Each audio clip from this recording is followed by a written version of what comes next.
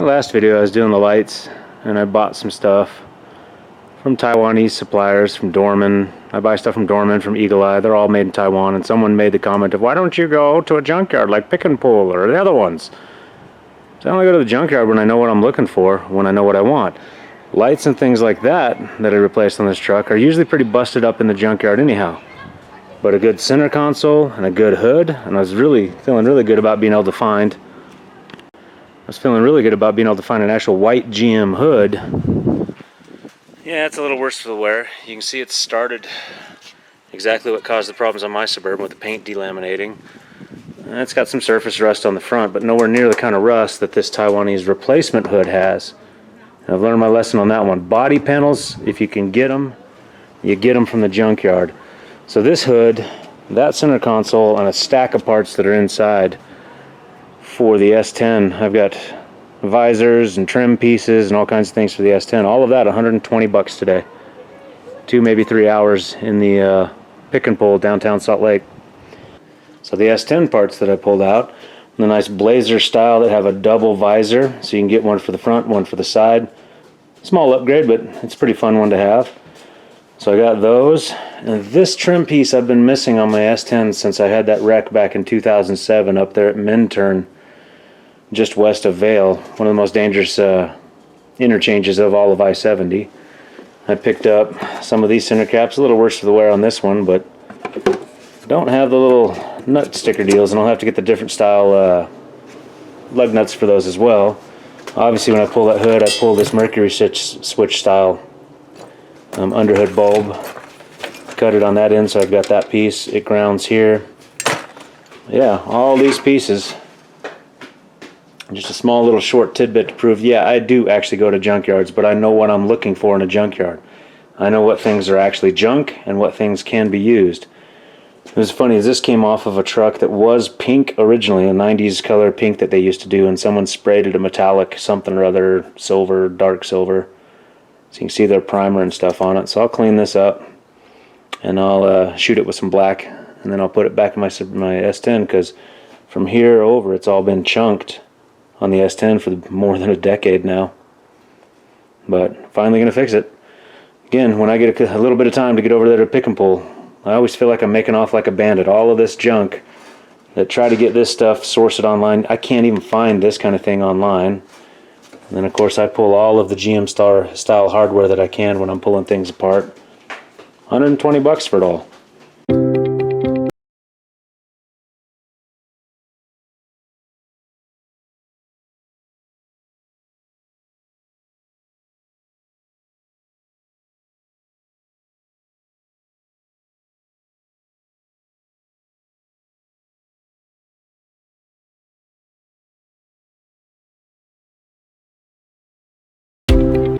Alright, you saw how close up I was getting with that pressure washer.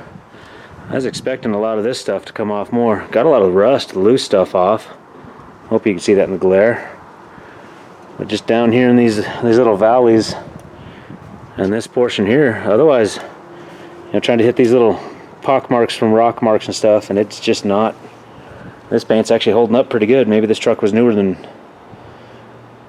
mine or what. Who knows what the crapshoot is with the formulation of the paints that were changed in the 90s, but don't know that I'm going to sand this much more. I'm going to probably leave this, as long as it's not peeling off, I'm going to leave it and then take this over to Linex, have them coat it, so I don't have that problem anymore. Fun thing to note was a couple months back, Truckmaster, he pulled one of these out of one of his trucks, and I wanted it bad, but he wasn't too willing to go ship it, and I don't blame him. Today's day and age, especially since they're in Michigan where they've got a dictator as a governor, nobody wants to go out in public anymore and deal with all the crap. But found this one, and it's this one is one of two types. This one had, and I left it in the truck there at the junkyard, but it had a tape player in here, and this is the type that has that sort of cup holder, goes in that way, has this sort of top.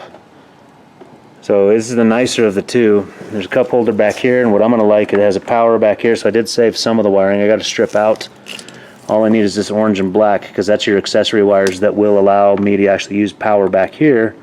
And I want power back here for the movie systems that we have for playing DVDs for the children on road trips. There would be HVAC controls here. I don't need those. I will probably fill that in with something else. I mean, there's all kinds of possibilities with this. I like this one better for a lot of reasons. A wider top here. Has a key. I might be able to replace that sometime, but I think this might actually be deeper than mine, as mine is right now. It's a little different. Looks like there could be a power outlet in here, but they don't have one. I could put a USB there. All kinds of things, all kinds of possibilities. But this whole project's for another day. This was the main thing, but these two things were the main things I was there for. This most especially, I want to get my hood fixed. I'm sick of that. I paid a lot of money to have this truck freaking Line-X'd, and to have that happen. Lesson learned on this one for me. Taiwanese hoods, no. I should have kept my original hood. I thought that would have been better. The other second lesson is, once you go to Line-X, make sure you know exactly what colors you want. Because yes, they can top coat it, but it didn't last, did it? So it's better to know from the get-go what you want. You can see the original gray did stay. I mean, it stayed. It's still freaking as tough as it ever was when it was sprayed back in, when was that, 2015, 2016, whenever I had them spray the hood. So it's all good to go. But a factory hood I think will be better. I mean, yeah, I've got this rust, and I'll sand all this stuff down and hit it with some self-etching primer before I hand it off to them. I also need to cut in some vent holes because I do like having these vents. There, now you can see it, but I like having vents to vent heat out. I just think I need bigger ones. These ones are small. I'll probably pull those off and put them on the S10. Alright, there it is. Spent an hour or more sanding this hood down. Got this off of a Tahoe there at Pick and Pull.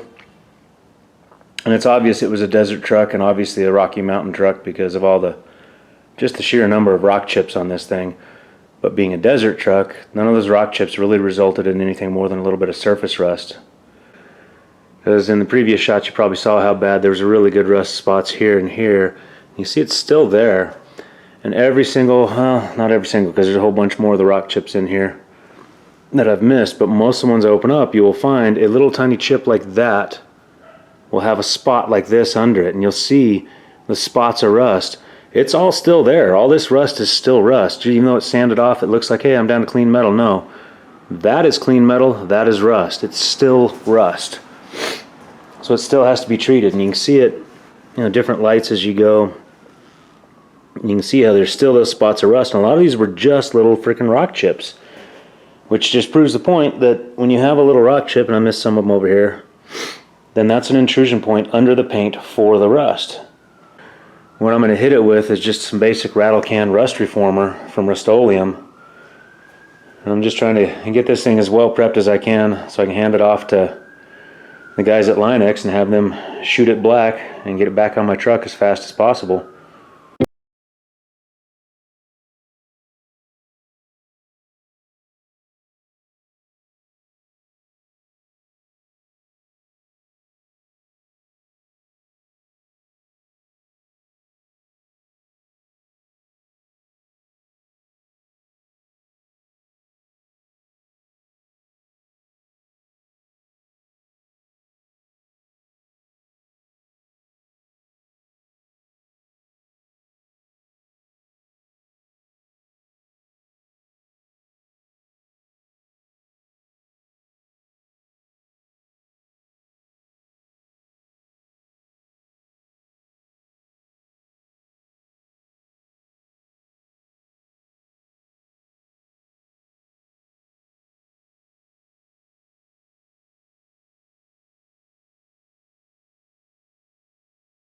So you can see this Rust-Oleum rust reformer is kind of a primer in and of itself.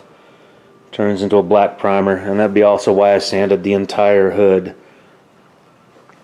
So most of this factory paint seems to have been sticking. I just had some of the paint stripping there, back there, and down that line. The guys over there at Line-X are going to want to do their own prep work and their own. So I don't think I am going to add any more primer to it. I'm going to leave it just like this. And underneath that lip where it was really bad and rusty, because underneath the lip, that's going to be the worst part where it hits. That's all covered good. So I think I'm ready to hand it off to him. I just need my hood louvers. I've got a larger set of hood louvers, bigger than You know, these ones from Genrite, they're fine. They're decent enough. They still flow some air with all this Line-X on them, but I've got a bigger set coming than what I put on this hood, so I can get even more heat extraction out of it. Alright, so this is the grill I have always thought was the best grill. Hi, baby. The best grill for the S10's ever made. It's actually made for the S15 Sonoma, but same difference. So since my other Blazer grill cracked, yeah, I could have fixed it, but I'm gonna get this one. Now that I've got it open, they said this was silver. It's kind of a titanium, dark color. But what I'm glad is it's not chrome. If it was chrome, that would have been a little bit more difficult. But it does mean I can paint over this just fine.